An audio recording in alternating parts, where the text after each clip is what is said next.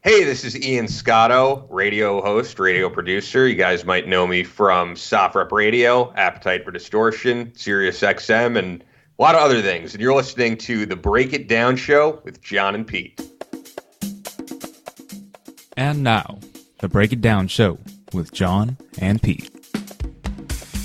Beautiful. Yeah, perfect. Thank you. So yeah, man.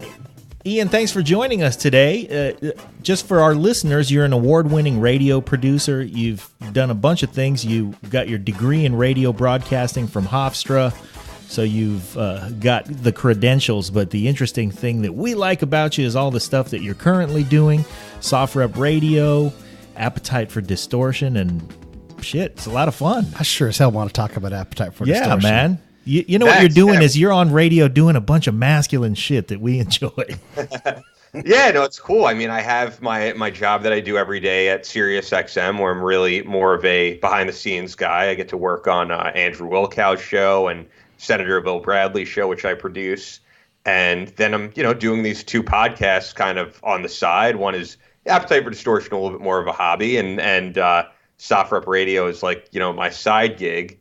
And I just somehow managed to make it all work and work with really awesome guys, whether it's guys in the military or other radio hosts. Yeah, it's pretty cool, man. I didn't see, doing all this years ago, but it all just kind of happened, and I'm always trying to stay creative.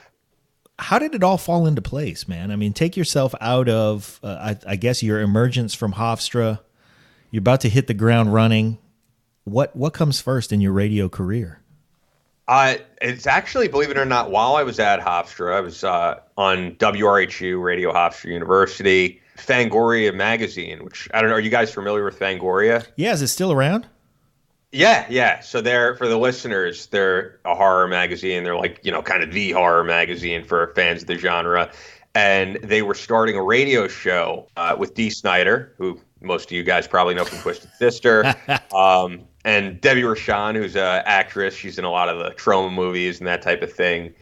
And I was like 19 or 20 at the time. This was like 2006. And they were looking for an intern to work on the show. And I got that gig. It was really cool working with those people. I think when I started off as an intern, I didn't have the work ethic that I do now. Like, I think I kind of went in there expecting that I'll be able to jump in on air and that type of thing, and like immediately, be able to have that presence. But you guys probably know, as an intern, you have to do a lot of like the bitch work of getting coffee and the stuff that no one else wants to do and proofreading things. So, but working with Dee Snyder was awesome. That's crucial to shit getting done, by the way. Yeah, exactly. Yeah. That was the first thing that I did while I was in college. Okay. And let's slow down a minute, because you're a New York guy, right? And yeah. I mean, Dee Snyder, Jesus. Yeah, and he was super cool. He really was. And I didn't really get to know him well at first. Uh-huh. And I remember there was one day where I had to go with other people there and pick him up at the airport and bring him over to the radio show. And not personally, we were in a limo and stuff, but we had to like get his stuff, and people wanted to take pictures with him. You had to coordinate him getting there. Yeah, and I remember while we were in the limo, I ended up talking to him about music. And I remember being like, dude, I have, I ended up talking about Motley Crue at some point, and I was like, I have the Dr. Feelgood logo tattooed on my back. Well, hold on a second. How, at this point, how long had you been interning? How long of a relationship, loose as it was, had you had with Dee Snyder up to this point? Because you're just now getting around to talking with Dee Snyder about music. Yeah, this is probably just a few weeks in. Okay. Because I was just a random intern, but I wanted to get to know the guy a little better. Yeah, you find yourself sitting next to... You know what, man? I hate to do this and make it sound like I use this term loosely, but you're sitting next to the great Dee Snyder. And if anybody out there is listening and you don't get it, fucking Dee Snyder, man. He's awesome. Yeah. And a lot of people outside of New York, sure, everybody knows we're not going to take it and all that shit. A lot of people outside of New York don't really understand or fully grasp the fucking badassitude that is Dee Snyder. Yeah, and I even remember the first day that I went to work there, and I walked in the room, and he was right there in front of me. I mean, he just has such a presence. Yeah. like I know the guy now, but at first it was holy shit, I can't believe I'm in the same room as this guy. Right. And so you bring up the Dr. Feelgood tattoo, and where does he go with that? Yeah, and I think we started to connect from there, and we started to form like a little bit of a friendship. What did he have to say about Motley Crue? You know what? I don't even remember at the time, but it's just that he came up during that era with the same, all those different bands. Yeah. So I knew there would be something there. Right. Well, I think, and I don't want to derail you because I want you to keep going, but you brought up Dee Snyder, and I'm a fucking huge fan of that guy.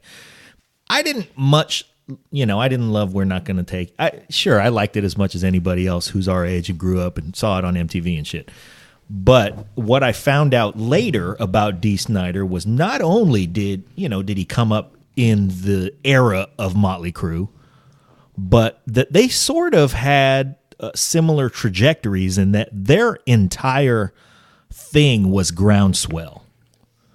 Oh yeah, definitely. Dee Snyder, New York City clubs, right? I mean, Twisted Sister fucking dominated New York. Yeah, here's my question. So Motley Crue, when they were trying to break, they spelled it CREW, right? And then once they put that umlaut over that U, then they started to move forward. I'm trying to. Yeah, and the original name of the band was Christmas. If you've ever watched them talk about that, like on Behind the Music and stuff. Wow. But I don't even think they played a show under that name. That was the name they were thinking of. So well, yeah, I saw a thing with Motley Crue where they were saying, you guys were the bad boys of rock and roll. And they were sort of, they embraced it. Yeah, absolutely. We're fucking badasses of rock and roll. And then somebody brought up Twisted Sister. I don't remember the context. The gist of it as I digested it was that somebody was talking a little smack about Twisted Sister and about how they sort of wish they were Motley Crue. And Motley Crue rose up real fast. And they said, hey, Dee Snyder will fuck you up. And that was the reputation. There was like, hey, tell us about all these bands. I mean, you guys have toured with, all these bands from Kiss to all the way down run the gamut. And then they get to Twisted Sister, and Motley Crue sort of stopped everything and went, listen, Dee Snyder will fuck you up. Yeah, he's a badass. Yeah. Man. So, that was, originally working with him. And then I remember, I do some music stuff on the side. Believe it or not, I've put out music that's more hip hop oriented, rapping stuff, and people don't expect that of me. So while I was working at Fangoria Radio, the editor in chief Tony Timpone, we had a theme song. We had a contest for a theme song for him. And Tony Timpone is a very he's a horror nerd. He's a very nerdy guy. He's an amazing writer, though. I love Tony.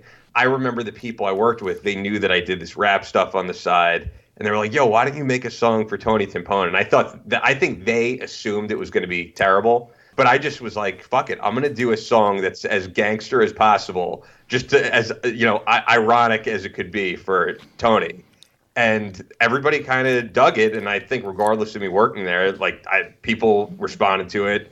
I won that contest, and so I started to have more of an on-air presence there, which later led to me getting a job at Sirius XM in 2008. This is what I'm talking about right here. I got this big fancy college degree, but what really matters is that I can throw some rhymes together over a beat, and that ultimately, drives your ability to get your jobs that you have now. That's crazy. Yeah, I think it's more about being creative because so many people go to college and they might have good work ethic, they might have a good drive, but yeah, you have to have something different that you could bring to the table, and you have to give a shit to some degree, right? Yes, because all of that speaks to get him, man. You know what? Ian don't give a shit. Bring him up.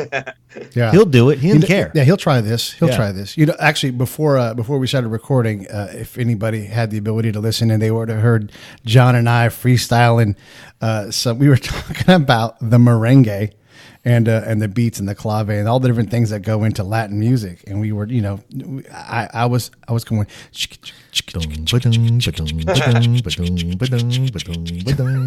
Anyway, so if you're comfortable with it, we'll throw a beatbox down, and you can rap over the top, and then you can do our theme song for this show. We'll definitely let you rap out, and we would love to have you. It would be so, and it's so funny. I haven't done any music in a very long time.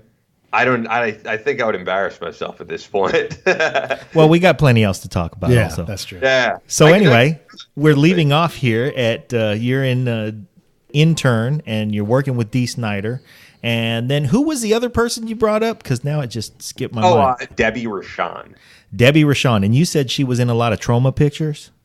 Yeah. She was in Tromeo and Juliet and one of the Toxic Avenger movies. She does like, what people would call a B-level horror film. She's awesome. I love Debbie. Yeah, but that's the best of B. Yeah, absolutely. Yeah. So for our listeners, if you're unaware, look up Troma Pictures, Troma. It's Roger Corman's longtime. He's provided us with drive-in fare for decades. And aside from that, I mean, you have the brilliant connection there. That's like one of the 6 degrees of Kevin Bacon thing. Yeah, you're 1 degree away from fucking Roger Corman. I played golf with Roger Corman one time. Did you really? Yeah, he was. When I worked in Vegas, I worked at a Vegas golf magazine called Vegas Golfer, and I had free golf. And this guy's like, "You mind if I play with you?" And of course, yeah, sure. And we got. And it turned out being. Yeah, he's like, "You won't know who I am, but maybe you know some of my movies." One of those things. Yeah. And he's like, I just make movies. And it was just the craziest thing. So. Well, aside from the fact that he's made all these, really campy movies, and I mean they churn them out. He's probably trained some of the greatest, not just horror, but filmmakers. I mean, a lot of people came through Troma like Debbie did and emerged with some really serious chops from, the pace that they worked at and the fact that they didn't give a shit either. They just churned them out. So I guess getting back to where I went from there, Fangoria was on like a weird time. It was like, I think 11 p.m. to 1 a.m. or 10 p.m. to midnight. It was something like that on Fridays. And, a lot of people didn't want to board up that show. I just wanted the opportunity. So I ended up engineering that. Working at Sirius, I engineered shows like Mojo Nixon, who's a great guy as well. Oh, wow. And then, I was a fan of Andrew Wilkow's show. I just, I would listen to it while I was in college. Ended up meeting Andrew during the 2008 election when they came to Hofstra, formed a friendship there. Nick Rizzuto, the original producer, left and Mike Binns took over for him. And a connection kind of formed there where I got to work on that show. Ended up producing Senator Bill Bradley's show as well to kind of give me a full-time position. And then the SOFREP Radio thing happened because I met Brandon Webb, Navy SEAL sniper instructor, working on Andrew Wilkow's show where he was a regular. And I was doing like my own little podcast on the side that didn't really have much of an audience or anything. And I figured for my first guest, I'd bring on Brandon. Yes. And it went really well. And Brandon, a few months after that, was looking for a radio producer, and it just all kind of clicked from there. And I was going to say that I remember when I brought on Brandon, I was talking about how nothing was really working for me for a few years because, like, I'm explaining this all within a few minutes, but this is a span of like 6-7 years here. Yeah, and there were a few years in there where nothing was really happening for me. Other than, a part-time job at Sirius where, a part-time in radio anywhere does not pay very much. Other than you were grinding it out and allowing it to marinate, because that's part of the process too. I mean, you can cook it down to the major things that people can see and recognize as milestones, but you're also just allowing your craft to marinate. And yeah, but and to be honest though, I wasn't doing much on air for a while, and that's why I decided to do the podcast. I was like, I can't really call myself a radio host if I'm not doing anything. Yeah. So I remember at the intro of that podcast, I said something to the effect of, I was waiting around for a few years for someone to discover me or something and bring me on board somewhere, or another big gig to happen, and it wasn't happening. I decided, all right, I'm just going to take the bull by the horns or whatever and start my own podcast. And I think more than anything, because Brandon has kind of hinted at it, he brought me on more so for that attitude than for, being a great radio host or a great producer. He liked the fact that I had the attitude of that you just have to do things for yourself and use the tools that you have to make your own opportunities. That's what I'm saying. And I think that spoke to him as a Navy SEAL. Like, I'm sure becoming a Navy SEAL, it's actually unlike, you would know other aspects of the military where, to be a Green Beret, most of the time you have to first be an Army Ranger. You have to move up in the ranks. Anyone could try out to be a Navy SEAL, and almost all of them fail. And I'm sure most people have the attitude of like, sure, that's really going to happen, but you have to be self-motivated. And I saw that in Brandon as a guy who's just like been able to live to tell it and has the opportunity to write these great books, run, the best military website out there. And all of this was through his own opportunity. He started SOFREP. He created his own business and just paved the way for himself without. I just want to interject, though, before we get too much further, because you slid it right past us. If you don't know Skid Roper and Mojo Nixon, go look them up. Anyway, please, because you just kind of floated past that. Yeah, and I don't want our listeners who are unaware to miss out on it. Yeah, you meet so many people at Sirius that it's just like, it's a lot of names, and I'm not trying to be some name dropper. But no, yeah, I know, but awesome. You're just flying past all these things because there's just shit happening. You know what I mean? And there are a lot of people who are unaware, maybe aware of their influence without being aware of their work. Dude, if I could, I was just going to say, if I could just tell you guys, I recently decided to rewatch the Mario Brothers movie. I don't know why, but Jesus Christ, the Mario Brothers movie with was that Bob Hoskins and John Leguizamo or what? Yeah, and I had no idea that Mojo Nixon was in it. And I saw him recently. I was like, dude, I had no idea you were in the Mario Brothers movie. And he said, fuck, I forgot I was in that thing too. Yeah, no kidding. Yeah, he was like, oh, it was a pile of shit. But yeah, he was great. I it's a fun movie. It gets shit on, but I like it. Yeah, I just liked that it was Mario. And they pronounced it Mario all the way through the movie. Yeah, I remember seeing it with my grandpa, and because I was pretty young at the time, and he, for weeks, was like, I can't believe you took me to see that crappy-ass movie. Yeah, grandkids. Damn it. Hey, so I want to ask you a little bit about SOFREP show that you guys do. You guys get some fantastic guests. You've had Scott McEwen. You had Dana Perino, for crying out loud, the other day. That's a monster get. What's driving your guys' message on those shows? Because you can get a bunch of SEALs on, but you got to get other people from the community or people who are surround that community too. Tell us a little bit about the show, what you guys are trying to get done with it. You had Amber Smith. Yeah, yeah, she was great. I would say that the idea of the site, which was started by Brandon, as I said, and Jack Murphy, for those who don't know, former Army Ranger, Green Beret, is just that there's a lot of military websites out there, but most of them weren't run by guys who have actually done it in the special operations community. And especially after the killing of bin Laden by SEAL Team 6, there was this just high demand to learn more about the community and what special operations does. And Brandon just saw a niche there. And he was like, all right, I'm going to start this website and only have writers who have been there and done that. And for the radio show, I'm kind of the civilian there. And we come together each week, do this thing and bring on people from the community, but also people who are relevant to the community, like Dana Perino, obviously, not in the military, not a former operator or anything like that. But being that she was a former White House press secretary, she has a lot of insight that anybody could really learn from. So that's really what we do, and the audience is huge, and it's really thanks to Brandon and Jack just creating this monster and people really enjoying it. And it, like I said, it's totally different from the other military websites out there where it's a lot of like think tank people and people who've never actually been overseas doing the writing. Yeah, this is a big thing because there's so much context that is lacking in our narrative about what combat is like. There's a perception that it's constantly a run and gun fight and you're constantly in danger. And that's simply not it. It's much more complex than that and still terrifying at the same time. The other day, and this is kind of an aside, but I was shopping and my shorts blew apart. And I'm like, this is a good combat lesson. Like in combat, your shorts and pants blow apart all the time. Your shorts, but your pants blow apart all the time, and you just keep rolling.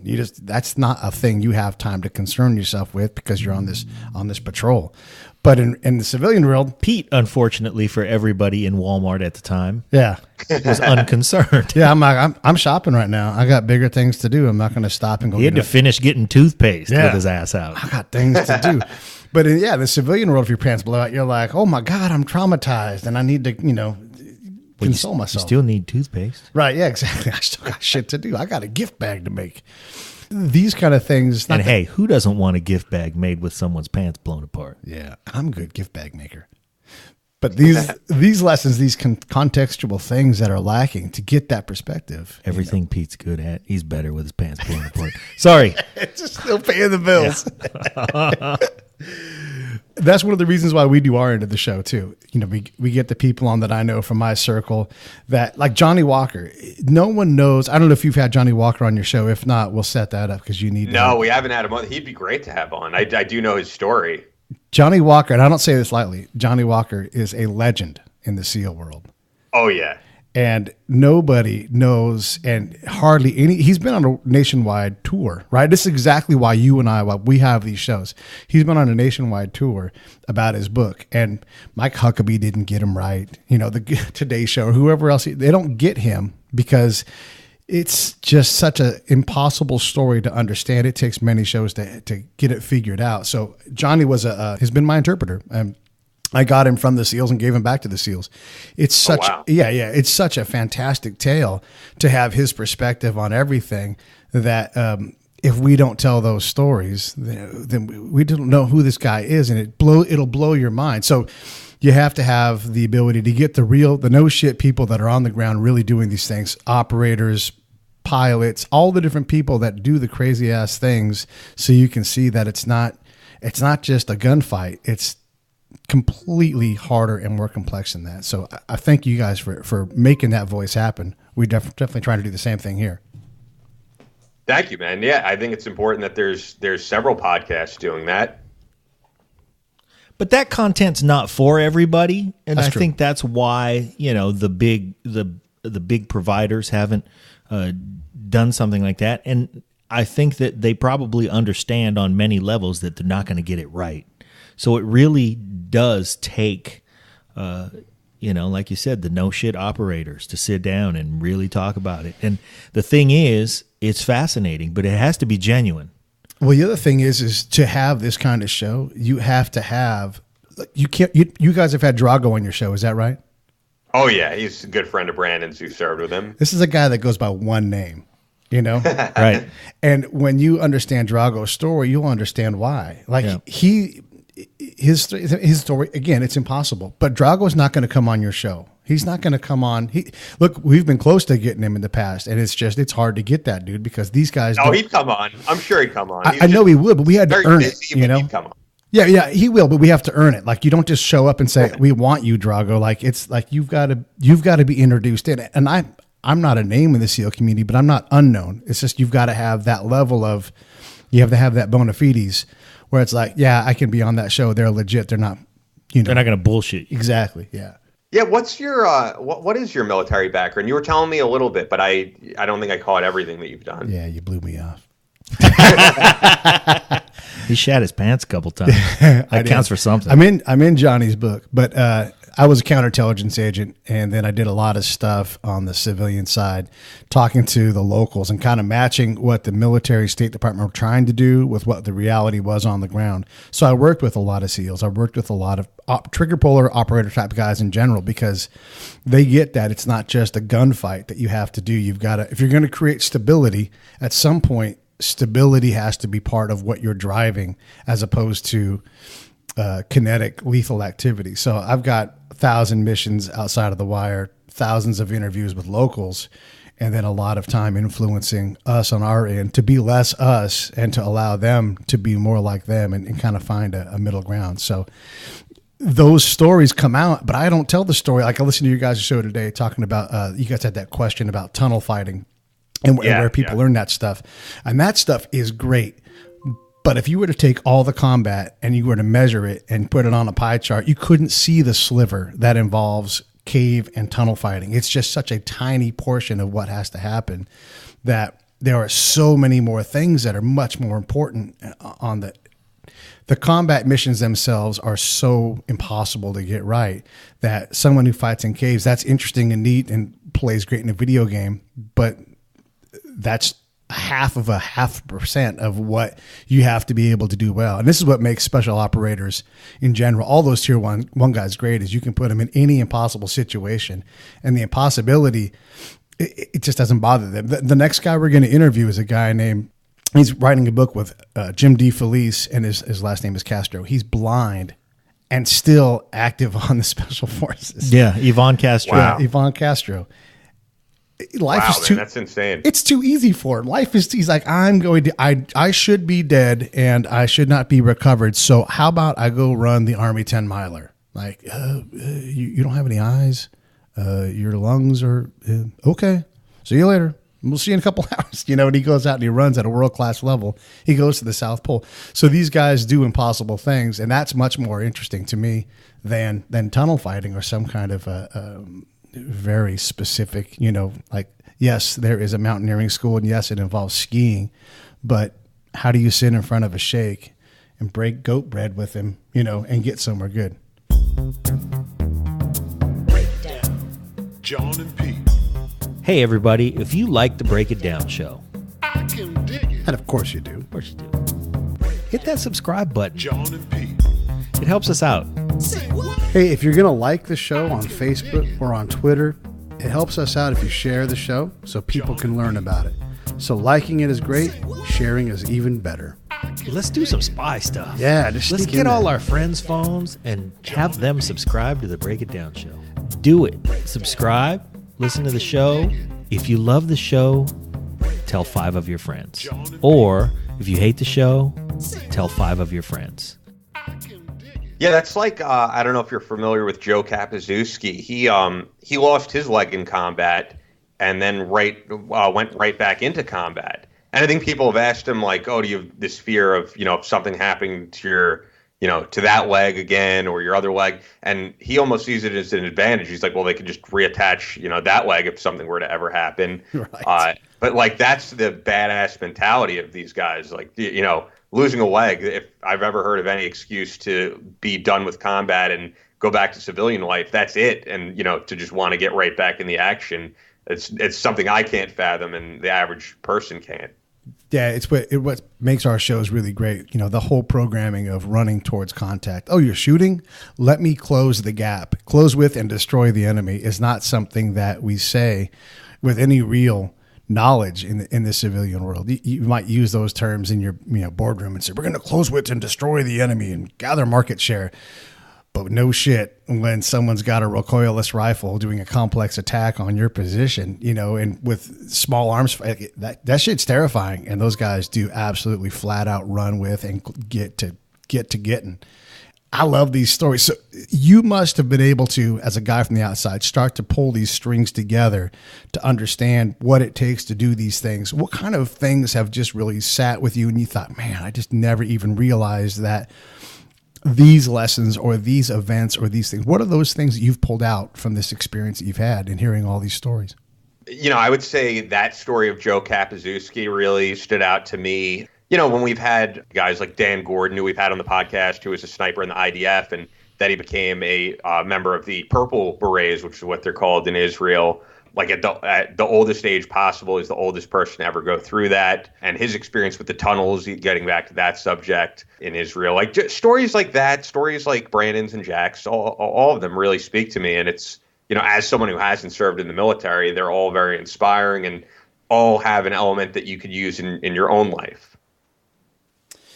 Yeah. What are some of those things that you've brought to your life? What do you think? Obviously it's interesting that that dude is so hardcore. He's like, I like fighting. Let's get back out there. I don't need, you got a stick. I'll put a leg on. Let's go. Well, I think the most interesting thing is the stuff that you don't think about that just changes your attitude, where you're in the middle of whatever bullshit you have to go through, like your pants blow apart in the middle of Walmart on your way to the toothpaste. Right. And you go, well, you know what? What the fuck am I bitching about? Yeah. Step one is you start to understand that, oh, come on, man, we're just doing it. Let's do it. Yeah.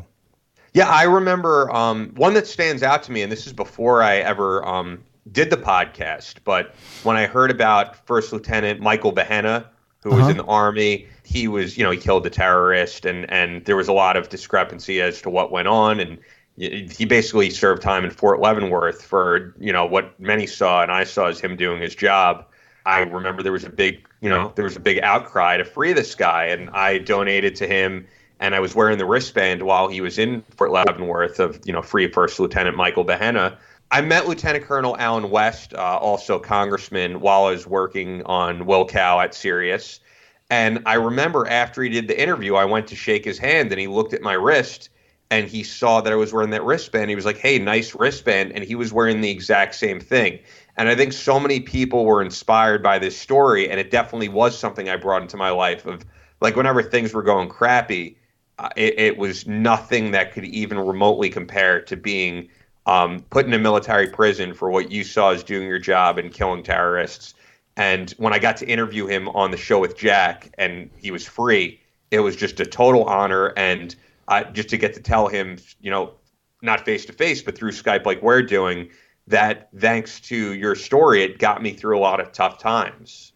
Let's slow down for a second, too, and really get into a little more detail on that, because you and I are talking about topics that we know about, but let's slow down and go Alan West, right? This guy is a lieutenant colonel. He runs a battalion, and it's in a combat area. They are actively being shot at. They grab an Iraqi, and he won't give up the goods on what's going on and everything. And so Colonel West is a commander, so he's going to do everything he can to take care of his people. And this is where reality and the civilian world no longer jive. So he says, not an interrogator, not licensed to do these things in any way at all, says, I'm going to grab the information from this guy, and ultimately threatens the person and discharges his pistol right by this guy's face, right? And then before you go to a briefing, before you go to theater, one of the things they do is they say, hero or criminal, and they show his picture and they talk about his case, and he's a hero. They show like the people from Abu Ghraib, the prison. And I happen to know one of the guys that actually did time for something that is also equally questionable in the civilian world. Hard to blame Alan West for defending his people. Hard to justify him doing these things that are clearly not okay in most of the world. So you're talking about a guy that has been on the razor's edge of hero or criminal, and really it's a very tough case to decide, and he understands what that cost is. And I guarantee you, he would do the exact same thing and take the consequences if they decided to prosecute him, because he's going to protect his people.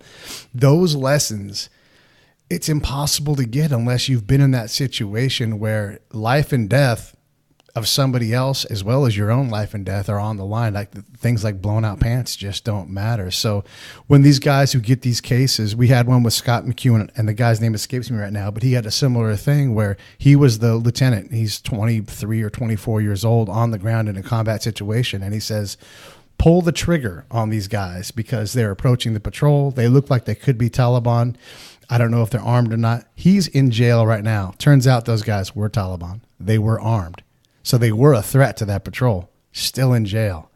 And that's why we have to tell these stories. That's why it's great that you guys are doing it. Again, thank you for doing what you do, Ian. Yeah, and I think that's why the story spoke to Lieutenant Colonel Alan West, the Michael Behenna's story, because he went through something similar, as you just described.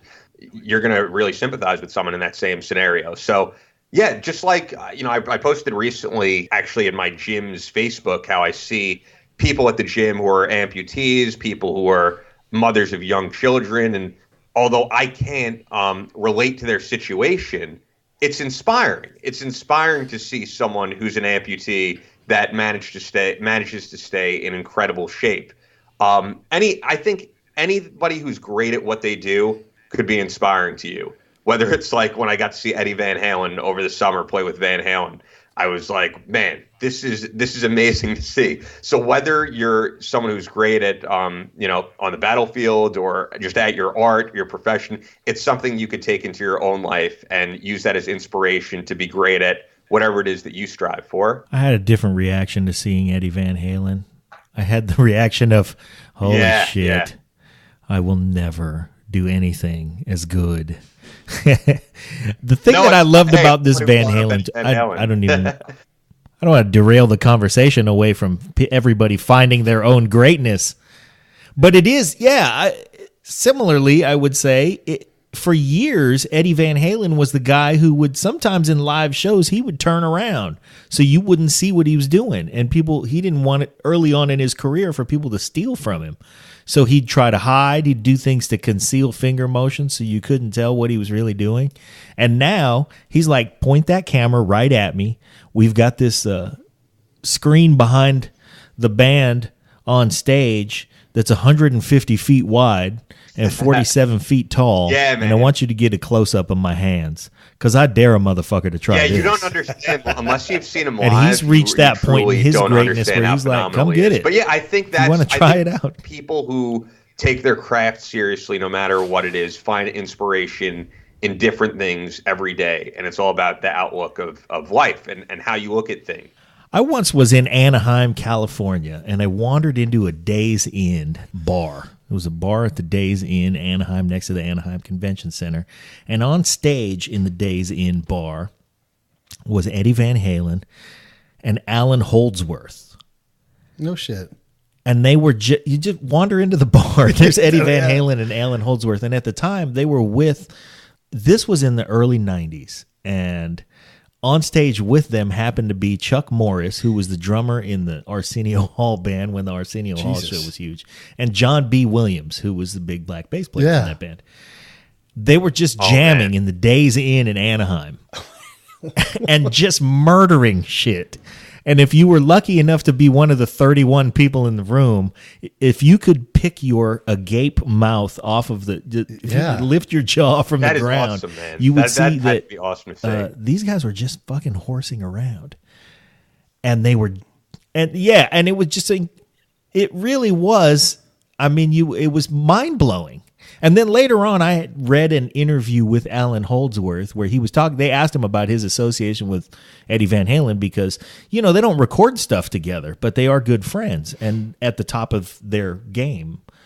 And they asked him about Eddie Van Halen, and he said, the funny thing is, sometimes I go over at his house and we'll sit by the pool and just play guitar with our feet in the pool. And he said the one thing when people ask me about Eddie Van Halen, just on a personal note, they go, yeah, man, he really is good, huh? The thing that he tends to say about Eddie Van Halen is the world has not seen any more than the fucking tip of the iceberg of Eddie Van Halen's talent and prowess. He said if everybody could witness what the fuck is going on while he's sitting down with his feet in the pool, you'd realize that, Eruption and all the things that we love about Eddie Van Halen, just the tip of the iceberg. That's awesome, man. You know what? I have something sort of similar to your Days In thing. Was over at Sirius XM a few years back. Slash was jamming in what we call the Fishbowl Studio, which is the right when you walk in the lobby, you'll see someone performing in there. And it was being, the monitors were playing it in the lobby and stuff. So he's wailing on a guitar while there's maybe a few dozen people around. So it was an amazing thing to see. I was working on Wilcow at the time, so even me being, the diehard Guns N' Roses fan I didn't get to watch the whole thing. But we had Peter Schiff coming on, the famous economist, and he is in front of the fishbowl on his BlackBerry like there's nothing going on in front of him. And I had to go grab and bring him on Wilcow, and I'm like, hey, Mr. Schiff, I don't know if you're catching this, that's Slash in front of you playing a guitar solo. And he's like, oh, interesting. Like it meant absolutely nothing to him. And I've seen his brother Andrew Schiff since then, who's also an economist, and he's like, yeah, my brother's a weirdo, man. He doesn't keep up with anything going on in pop culture. Because I was just like, I don't care who you are. Slash playing a guitar solo in front of you. Never mind what's going on in pop culture. Yeah. And never mind the fucking top hat or whatever Slash's shtick is. He's fucking bad. Yeah. If he's sitting there playing a guitar, what you're watching is somebody who's an amazing virtuoso on their axe, and he's right in fucking front of you. Yeah, he was more occupied with his BlackBerry. Yeah. It's really like having Picasso in front of you, just freestyling some shit in the studio, like, well, making a pencil sketch or something. There's a horse or not, whatever. Yeah, I think people don't. I'd want to say this in front of you because clearly you're not one of these people, but people don't understand the amazing guitar player that Slash is. Yeah. He's got a great gimmick with Guns N' Roses, and he's, with the identifiable top hat and the low slung Les Paul and all that shit, but that motherfucker's a badass guitar player. Oh yeah. And I got to see Guns N' Roses on this reunion tour, and it's amazing to watch him play all these solos live in front of you. Yeah, incredible. Definitely one of the greatest of all time. And just like he's walking in the park, because the other thing is he can throw the switch to that forward pickup and clean up the tone and play you a motherfucker of a bossa nova. Yeah, he can do it all. There's no doubt. And stand there and look good for pictures for the ladies, but they look at him not only in his low slung Les Paul, but his low slung leather pants. Right. Yes.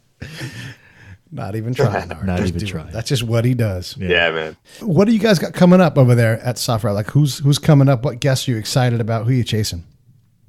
We have a few different ideas in mind. It's funny. I don't think I have anyone like currently booked right now. There's a few people that like are on.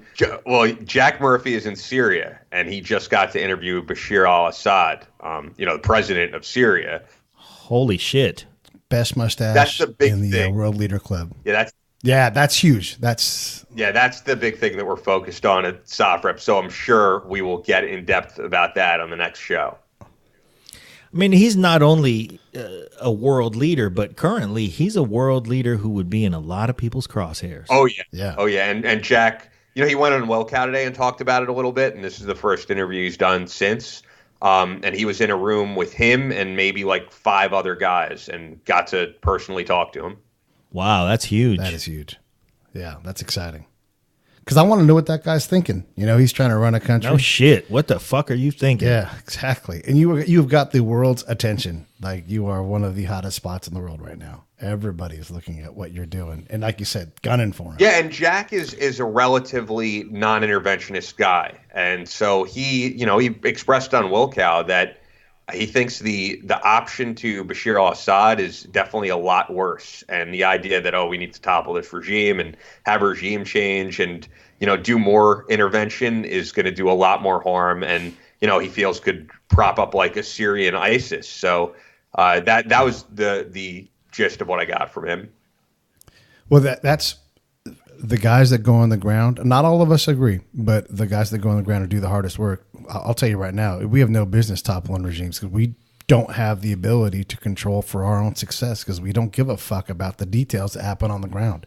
We frankly blow over that stuff and say, we're just going to bring X and Y and these things that are solutions and don't do our homework, don't read the books, don't know the history, don't know the tactics to get those policy type things done. So it's a lot of smarts, not necessarily to be isolationist, but to very soberly and gingerly go into these situations because it is not as easy as killing the guy and then putting up a new guy and then expecting there to be some kind of normalcy in that country. If anything, I have a law for stability operations, and anything you can't independently measure to create stability is going to create instability, even if it's the perfect thing. Like we're going to build schools and educate kids. Okay, good. You're creating instability until you can prove otherwise. And until you take that kind of approach, you got to stay the hell out of Syria because you're only going to make it worse. Honestly, that's it. Like you're going to bring apple trees, you're making it worse right now. Don't bring apple trees. Yeah, and if you listen to the show, I mean, that's why I, as the civilian guy on the show, you'll never hear me. We need to be involved in this because I think that, I hate to hear those people who have never served in the military. They've never been shot at. They've never shot at another person.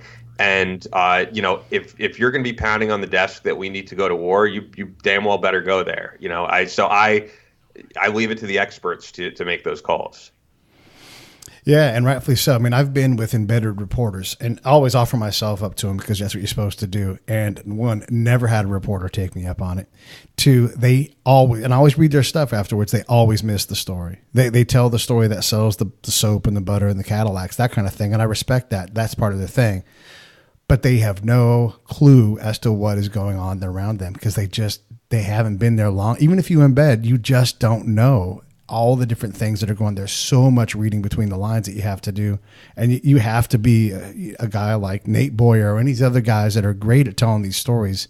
You have to have seen enough things to understand that there is stuff written between the lines. And it's not as simple as whatever idea, whoever you are out there in podcast land, whatever idea you think you have that needs to happen, you have no clue at how hard and impossible that is. There's no fire departments in Iraq. Like there's none. How do you create stability if there's not even someone there to come care for you when you need help on a medical term? Like it's all done within the family. So understand that these problems are a lot more complicated, and it takes shows like your guys' show, like our show, like a show that Scott McEwen might do to start to understand what the costs are, because We just don't know. It's too hard. Yeah, Jack said that today on the show, like the idea that these countries, if we get involved, are going to form some Jeffersonian democracy. It's like a ridiculous idea. It's such a different region of the globe that people don't understand. It's just never going to happen. Yeah, and saying Jeffersonian democracy is super smart because you go and you talk to any country, go talk to anybody in any other country and say, what's freedom? And you're going to get a different definition of it. And they don't want Jeffersonian freedom. Like the Bush Doctrine talks about everywhere people want freedom. Yes, where Bush Doctrine is wrong is they want their version of what freedom is. And you can't start affecting that change until you're able to slow down, accept that Sharia law is going to be their norm, accept that females are going to be treated like second-class citizens, and that is where the work starts. Not that those things are okay, but that's where you start establishing your trust and starting to build from that point on what is possible, and then you go forward and advance female issues or whatever it's going to be.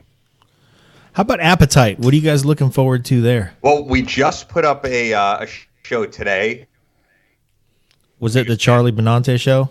Yes, from Anthrax, which was an awesome motherfucker. Yeah, I did not realize what a Guns N' Roses fan he was. So for people, just checking this out, it's a Guns N' Roses podcast that I do with my friend Brando, who you guys might know from WBAB. If you're, we just are two fanboys talking about Guns N' Roses, and Charlie was incredible. He talked about Axel DC, as they're calling it now, and knowing the guys in Guns N' Roses before any of us knew who they were, basically, especially me. I mean, I'm younger, but I'm saying before they hit the scene. Wow. And what a guest in his own right, I mean, fucking Charlie. Oh, yeah, and I even said on the show, like, arguably the greatest metal drummer of all time.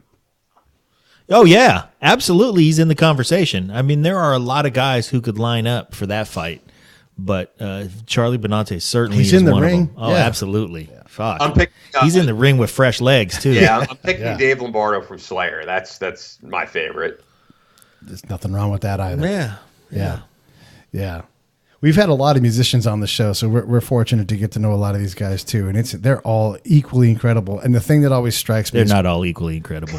Well, some of them kick other ones' ass. You're talking in terms of how that is. You're talking in terms of cutting heads on the dance floor or whatever. True. But I'm talking in terms of their drive, their passion, their ability to bring the things they bring. But the thing that's really incredible is all these guests go together. Whether they're operators or whether they're bassists. We seem to have a lot of bass players or they're authors. We're gonna have an author on here in a few minutes again. These guys all have the same threads. It's cool. Yeah. I love it. Why do we have so many fucking bass players? We did that bass groove. Plus, we got to get some more chick bass players. We've had one. Let's see, one. We got to do more of that because I know you love those. It is true. What you're saying is right on the money because that's, like I said, why I connected with Brandon. Like every big connection I've ever made in my career, I'm not one of I don't really. I guess I keep to myself a lot of the time. I don't go out to networking events. I don't look to really meet people. And it's that whole saying, especially in New York, that you hear of like real recognize real. And I think, there's just a vibe that you'll get from someone that like is, man, this guy is great at what he does. And they'll recognize you for what you do. I never like set out to work with them. It all just happened organically. Wow, that's cool. Yeah. Yeah, I think that's the way it's supposed to be. Yeah, because I think people are able to recognize if you're networking with someone in hopes of like having something monetarily happen for you. Like the first time Brandon approached me to host SOFREP Radio, he was one of the first questions was like, "How much do I have to pay you to do this? What are you thinking?" And I remember I originally was like, "Dude, whatever you think is cool. I'm just glad that you gave me this opportunity." So like I didn't start talking to him with the hopes of making a ton of money working with him or something like that. I just liked what he was doing and he liked what I did. That's the best kind of relationship. I mean, you're both doing it for the right reasons. Yeah, we all want to make a little bit of money, But, of course. But the greater love is doing what you love, and then I made some money while I did what I love. So we definitely we agree with you there. I mean, that's why I went into this. As a radio major, as you said, when I went to Hofstra, I definitely wasn't thinking I'd become a millionaire doing it. It was just something that I gravitated towards. No doubt. Hey, man, we've had you almost an hour, and I know we started a little late. We don't want to take up your whole evening because I know you're about as busy as we are. No, it's cool. This has been awesome. I mean, what other podcast are you going to talk about? Special Operations, Eddie Van Halen, and Nixon. Like, we went through it all. No shit. Mojo That was a Nixon. lot of fun, man. We could go on, and we should do it again soon. Very cool, guys. It's been a total honor doing this, and I think the radio show is great. So keep doing it. Yeah, Yeah, man. definitely. I think we'd have a good time. Yeah. Thanks, guys.